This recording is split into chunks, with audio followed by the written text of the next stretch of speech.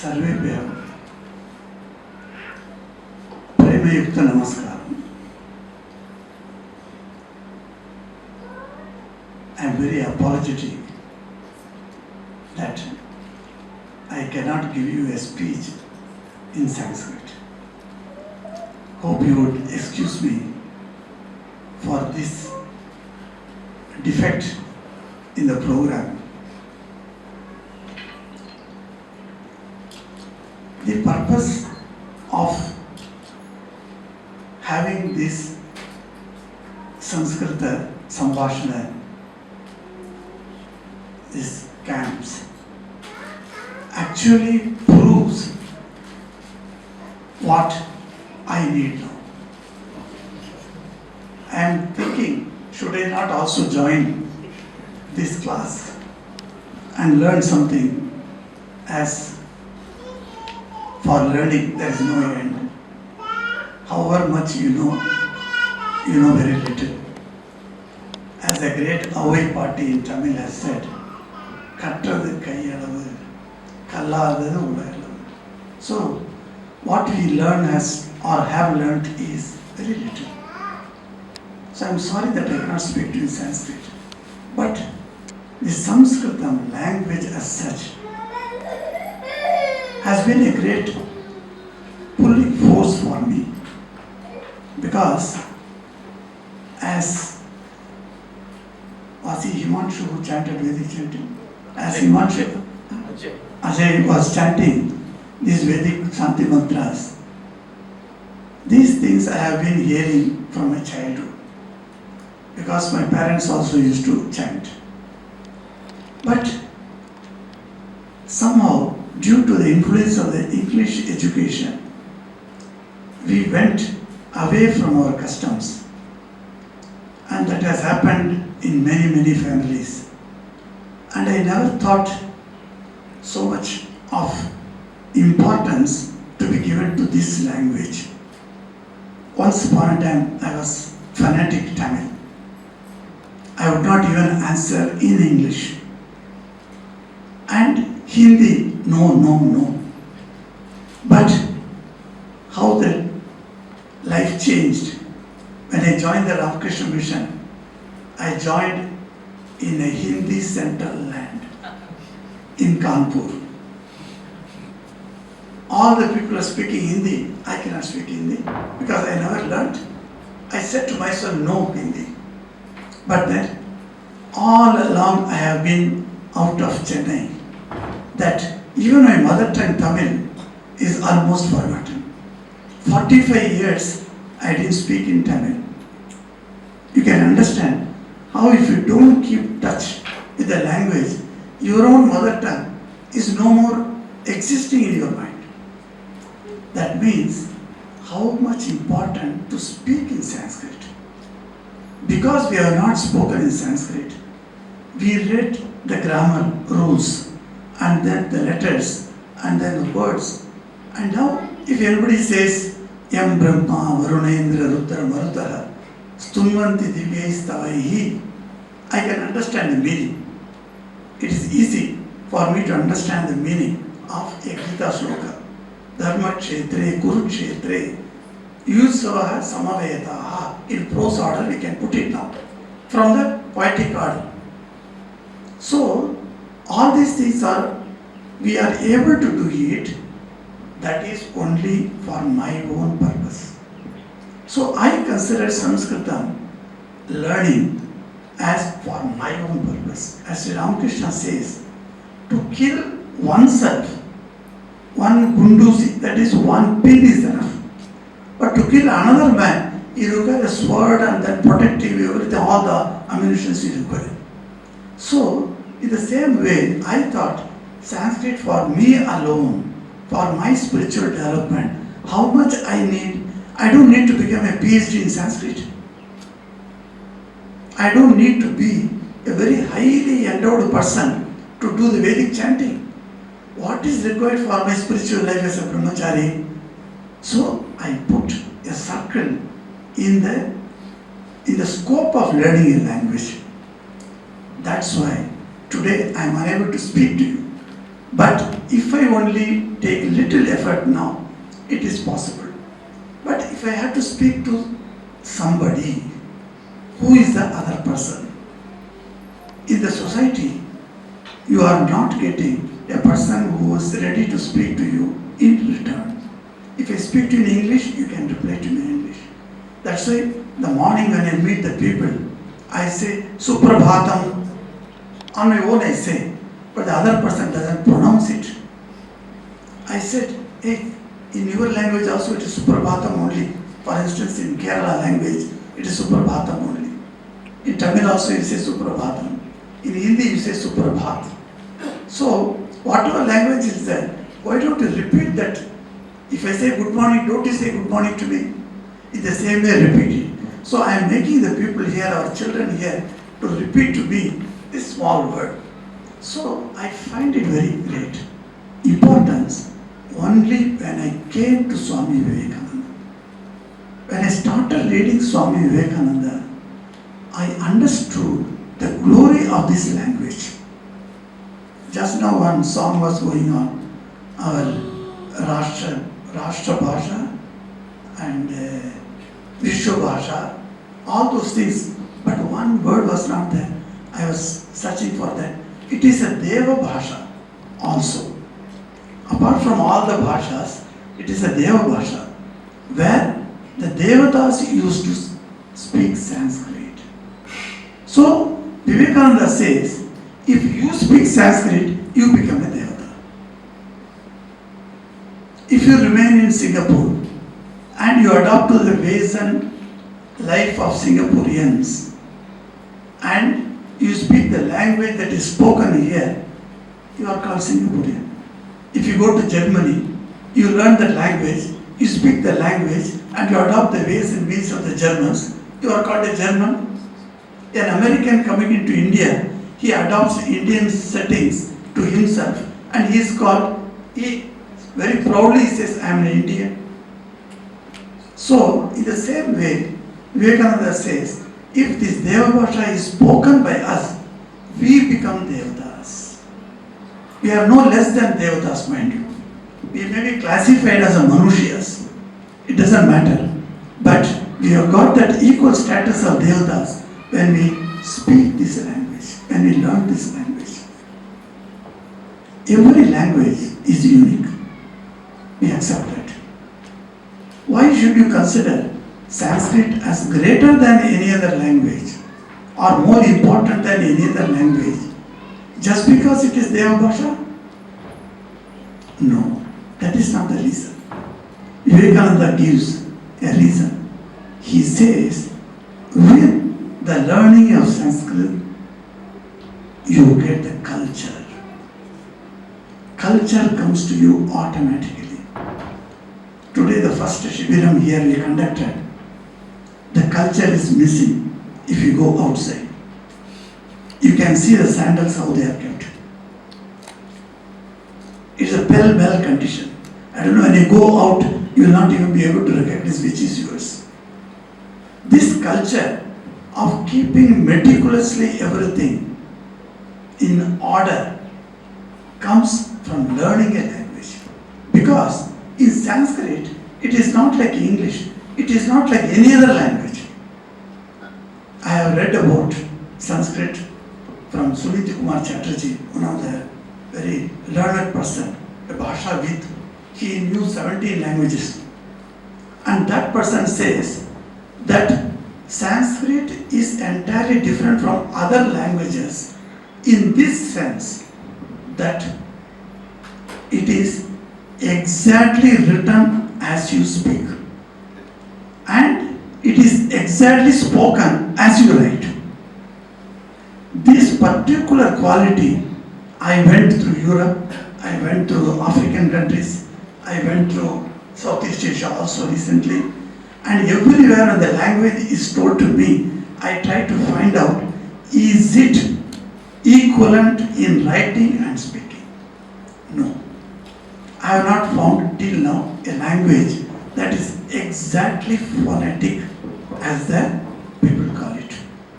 This is the only language. If you know any other language that fits this definition of phonetic? Please tell me. I would like to know about that. This phonetic language, what you write, you pronounce. What you pronounce, you write, is not there in all the other languages. That's why NASA has found out this particular language as more fit for computer use. Because computer can understand minus or plus. So that way the language is extremely streamlined. Actually, you must understand the greatness of our sages, of our forefathers from whom we have come. Understand on this one issue, they have not given a name to this bhasha. Just think for 1 second. What is the name of this bhasha? There is no name. You may say, no, we say Sanskritam. No. It is Samyak Rupena Kritam, done. A language that has been well finished, well done. That is the name. That is a causative name. Karana pair. Karana nama. So, it has got no name.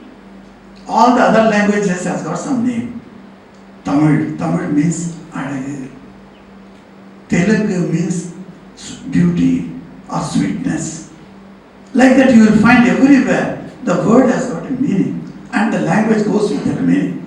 And here is the only language in the world that is said to be completely reformed, completely stylized, completely done. Samskritam is Sanskritam. Without any name. Can you think of, imagine our sages how they were. And the Vedic Sanskrit, if you read, and you see the great conversations between the Munis, nobody knows who wrote these Upanishads. Who wrote these Upanishads? Who wrote these Vedic mantras? They were all mantra drashtas. They are rishis. They saw the mantras. They realized the mantras. And they never left a name in their literature. Hardly you can count about 50 or 60 names of rishis from the Vedic literature. But it's a huge collection. And that collection, they have not left a name. Only writing the name, etc. comes much later. From the Puranic time, you find people are putting their name in the last. And of course, in Mirabai, songs and Kabir songs, all the same, the last you will find the name of the author. Those things were not there in our ancient culture. We never wanted to show that I have done this. Such is a language which is impersonal. This language, because it is impersonal, it is Vishwabhasha. It can be adopted to any language. Actually, we found from this ancient Sanskrit, all the bhashas got pushed in by taking loan from this language. You can see in any language we find the Sanskrit words, the roots are there. And you can create in this modern 21st century, you can create words from the roots. New words you can create. Of this dictionary, maybe 15 volumes. You can add one more volume now by creating new words.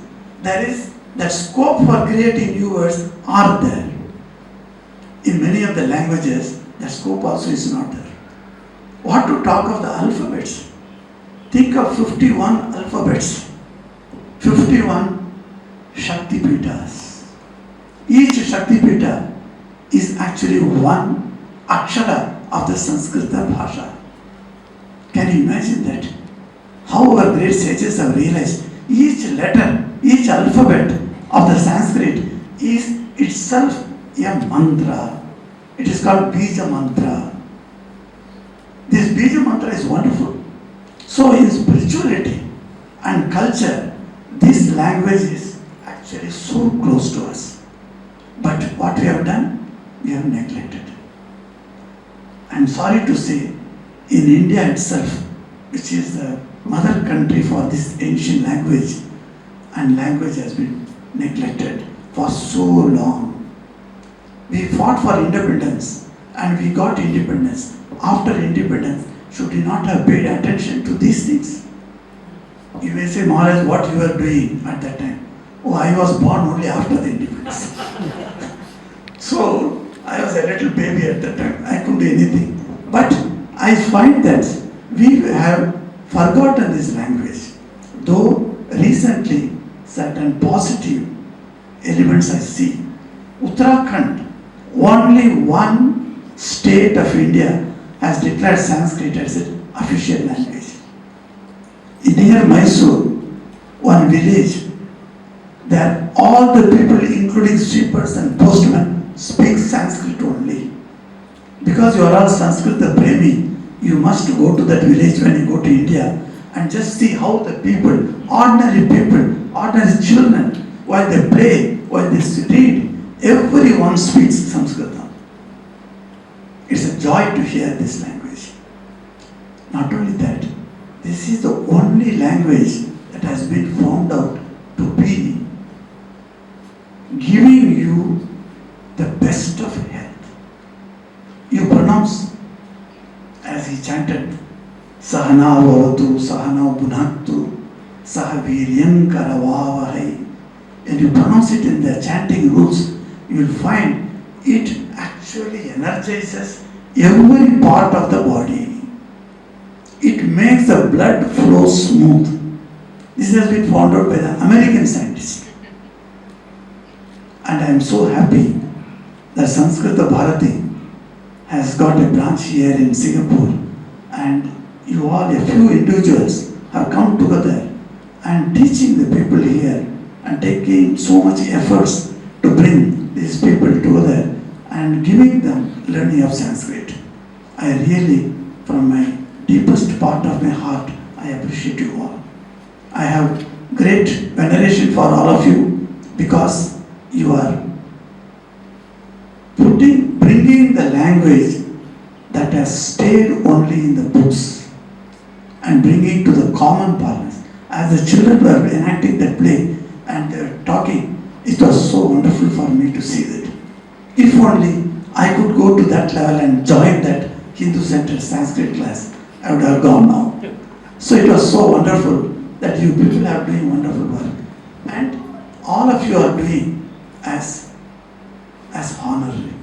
I don't think anybody is taking any money for teaching Sanskrit. Don't take. That is our tradition. Any knowledge that is to be given, no charges. You are not a Sanskrit Pandit to teach and live your livelihood on that basis. Take your livelihood money from somebody else and then teach Sanskrit that you know. And that is the greatest service that you are doing because you are bringing the culture to that person. Culture is a big word. In meaning, it's a small word of course. And in meaning it is so vast, you can understand that how the culture comes once you start learning Sanskrit. So I am very happy. I am happy that you invited me also for this. And I enjoyed every item of the program. It's wonderful. And from our side, from the Ramakrishna Mission side, as a new head of this branch in Singapore, I have full cooperation to this group who are teaching Sanskrit. If you want to come, bring more people, no problem. Only Rajiv Nair came to me as an admin work, as a logistics he wanted to think. I told him, Rajiv, I was thinking when people come, you are taking them to the library, which is very, very congested. Not more than 10 people can sit there. So why don't you use this hall? Hall is having empty.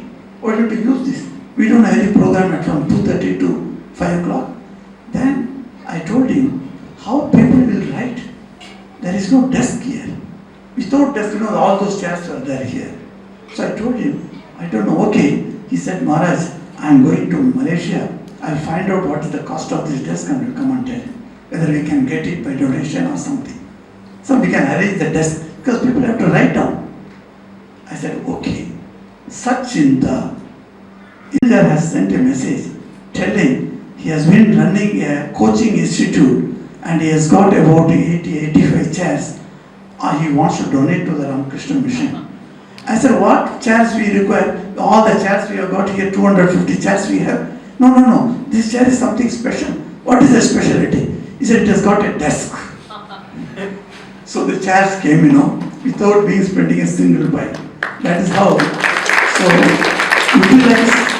utilize the amenities that are here, learn Sanskrit well, and go out and teach. Whatever you learn little, even one poem, one verse, if you know about Lord Shiva, say, Trayambakam Yajamahe, you know that, teach the children.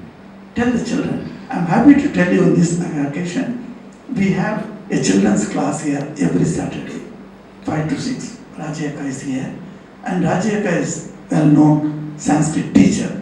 She teaches the alphabets. Even some Chinese come and learn from her how to read the alphabets, to recognize the alphabets. It's a great thing. Unless you recognize the alphabets, no further studies can be done. So the Astivara Kal, as we say in Tamil, the foundation stone is being laid by her. Some of them who are sitting here have gone to her to learn also. That also I know. So it is wonderful that we are conducting and we are teaching the children Sanskrit shlokas. All the shlokas, and then Vedic chanting, and then of course we are not teaching the speaking Sanskrit, but we would like to one day talk to the teachers and bring the children here, so that since you are teaching the children also, those children also can be accommodated, and you teach here itself the Sanskrit. So words, etc., that you can go on. So in this way, we will have a very good cooperation between each other, and we can bring up this wonderful language into limelight. And may the blessings of all the Devatas, because it is Deva Bhasha, be on all of us. Om Shanti Shanti Shanti. Hari Om Tat Sat. Sri Ramakrishna Arpanamastu.